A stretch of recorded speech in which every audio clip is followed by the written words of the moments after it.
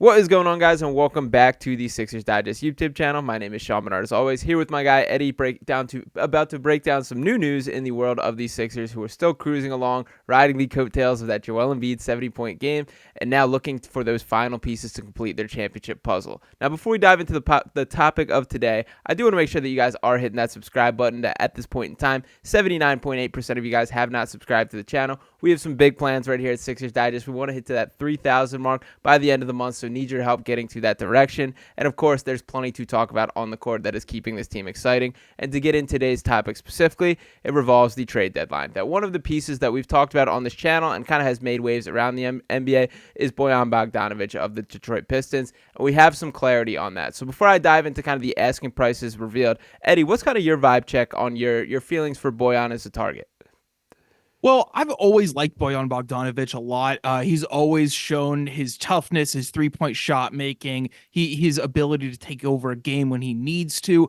But my only concerns there are this year he's looked like his age has caught up with him a little bit. He's a little slower on defense. Coming back from that injury, we're not quite sure where he's going to be at yet. So, who knows if $20 million a year will actually be worth it for him. But then you look around at the market comparing, there's not much better than him out there right now if you're looking for a role player. So I've always been a fan of Bogdanovic, even if maybe his value isn't quite what it was 2-3 years ago for me. Yeah, absolutely. And a guy that's kind of a consummate professional that's been around the league for plenty of times. And now we have some clarity on what exactly it would take to get him. So we have this report here that we have from James L. Edwards of The Athletic. He does an awesome job covering the Pistons. Big fan of his writing in general. But he reports that, quote, the Pistons are not actively shopping Bogdanovic or Alec Burks. And while it's not a given that they will trade away Morris, since that teams want to trade him for backcourt depth, and then he elaborates on Bogdanovic specifically that says, nonetheless, it will all depend on what the Pistons can get in a trade for those veterans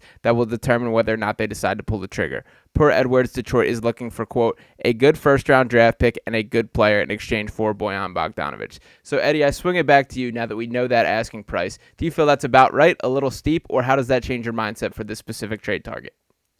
Well, it all depends on what they mean by a good first round draft pick, because does that mean this upcoming draft pick? Because for a lot of people, they want the immediacy of a draft pick conveying that makes it good for them. Mm-hmm. I think a lot of people who follow the NBA, follow the draft and scouting know it's not a very good draft this coming year. So you look forward to the 2026 pick that they could give up, and who knows where we're at by then. I still think 2026, if we're looking back and regretting giving up that pick for either a rental or a year and a half or so from Bogdanovic, I think we're looking at it wrong. I think he's probably worth that, in my opinion, if we're looking at, a pick 3 years from now to win this year and next year. Yeah, I think the reactionary take on this was that it was a little bit of expensive, but when you sit back and think about what you're getting, a guy that you know exactly what he is, and to dive into that specifically, even with him showing his age, averaging 20.2 points per game this season, 3.6 rebounds, 2.7 assists, and still shooting very well from beyond the arc, 41.7% from beyond the three-point arc this year on 7.3 attempts per game, really appealing volume there, and that fits for his career arc, that a 39.5% three-point shooter throughout his career. I do feel like that's a pretty fair price tag for a player of this caliber. The question I think more regards on, do you believe that's the piece that gets this Sixers team over the edge? And you can have varying opinions on that specifically. I do agree with kind of your notion about him showing his age, and I mean that more specifically on the defensive side of the floor, but you also can argue that it's a little more difficult to dig your heels in and want to defend on a Pistons team that has literally set the record for most consecutive losses this year. So we do see the guys rise up, but at the same time, he's still 34 years old. There is a part of me that remembers in the prime Utah Jazz version of Bojan Bogdanovic, of him being the guy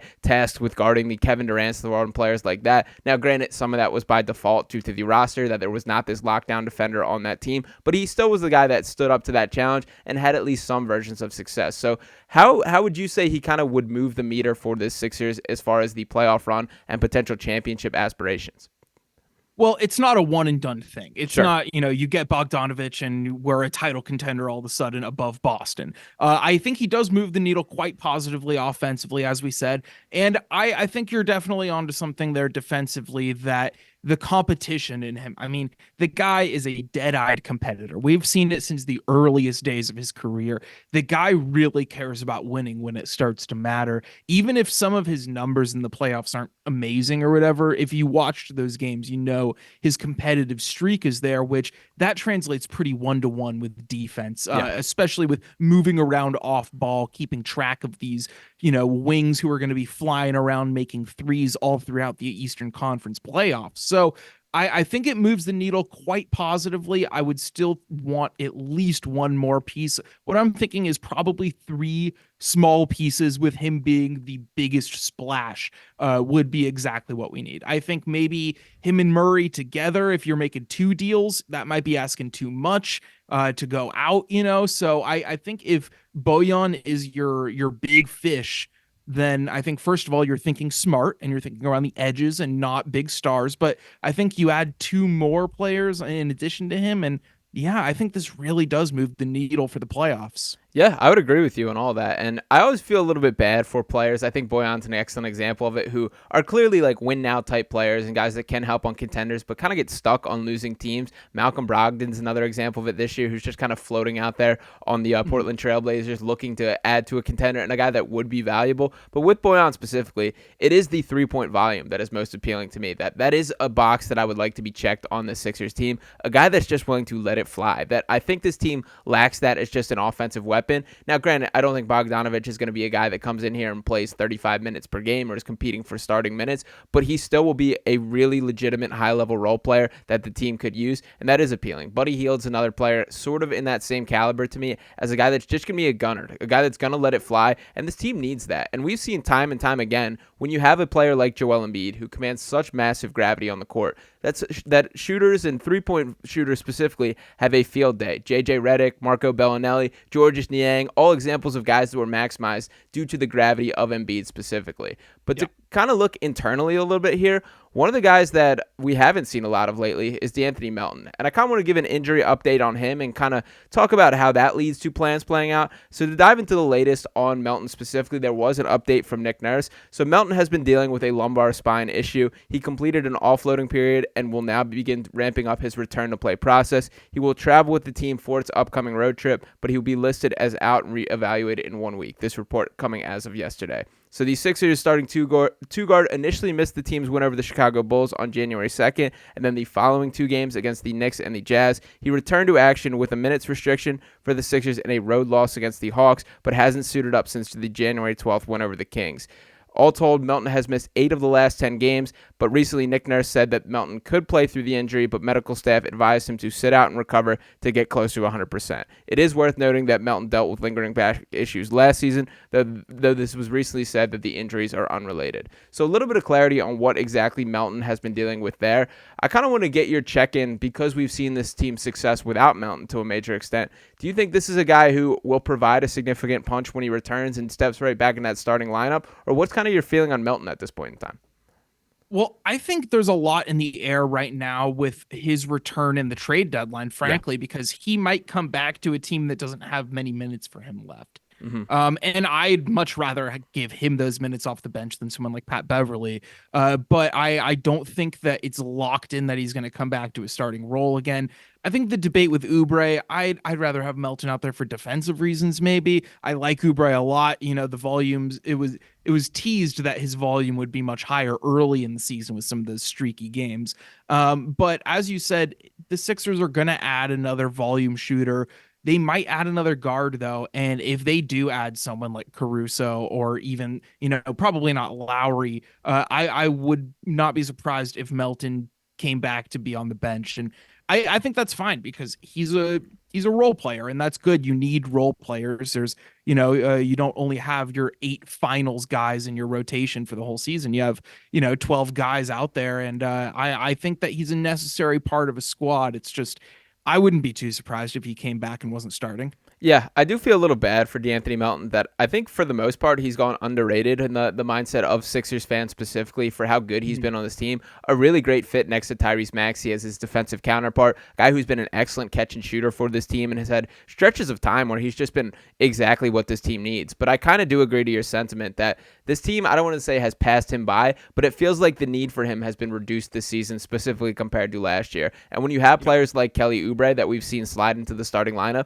there's an aspect of the size that Kelly brings that I do really like. And when you're looking at matching up with teams like the Boston Celtics, having a guy who's 6'7" compared to 6'2", which De'Anthony Melton is, and now granted Melton plays bigger than he is because he has an excellent wingspan, plays with great athleticism, is not afraid to rebound, all these things. But the bottom line is when your backcourt is Tyrese Maxey and De'Anthony Melton, and neither one of them are over 6'2", that's going to be a matchup issue against some teams. So I do see the appeal of putting Kelly in this lineup. And again, I do feel bad for Melton. We kind of saw this last year with Tyrese Maxey, who lost his starting spot to De'Anthony Melton for a period of time due to injury. So through no wrongdoing of De'Anthony Melton specifically, I'm kind of seeing that happen again. But I am curious because he does seem to be a guy that Nick Nurse likes quite a lot, and specifically on the defensive side of the ball is very important to what this team does. So I do think that there's minutes for him, but I think that he's become like a bit of a forgotten piece as we paint this complete roster picture. Yeah, and I think that if he gets more integrated into the offense, that's going to do everything. If he can do a little more ball handling, it's going to get Maxi more catch and shoot looks, Yeah. rather than Maxi creating those 3-point looks all the time when they're out there together. Because, yeah, you don't want him to be too much of a one-sided player as much as I love his defense. But yeah, I think that I wouldn't say his return is marginal because that would be, giving him short change there because he is a really impactful role player. I just think, yeah, I don't know. We really have to just wait to see what they do with the trade deadline. I think he's probably waiting patiently as well. I don't think the Sixers are in any rush to bring him back, and I think that's fine. That's probably for the better because Yeah. who knows? Maybe he doesn't play much for the next couple months, even because of rotation stuff and injury stuff, and then you need him as a backup in the playoffs and you want him to be rested. You don't want to have to deal with the fact that maybe he's been playing hurt for 4 months. You'd much rather have him all your role players being ready to go and fill those roles that you need in the playoffs. And especially with something like a back injury that we know is something that lingers. And we've seen this with Melton throughout his tenure in Philadelphia, that I thought he's had an additional athletic pop this season compared to last year. And specifically in his game, he's a guy who struggles to finish around the rim. So when he's able to go up and punch it home in a dunk rather than try to lay it in, that's a major factor in his game. So I totally agree with making sure he gets back to 100%. But I do feel bad from the extent that I think he's fighting from behind for minutes as he approaches back to getting on the court. But ultimately, we will see how this all shakes out. We do want to hear from you guys what you think in the comments. Will De'Anthony Melton take back that starting role? And what do you think of Bojan Bogdanovic as a trade target? Don't forget to subscribe to the channel, smash that like button, and me and Eddie will be back with you every step of the way right here on Sixers Digest. Peace.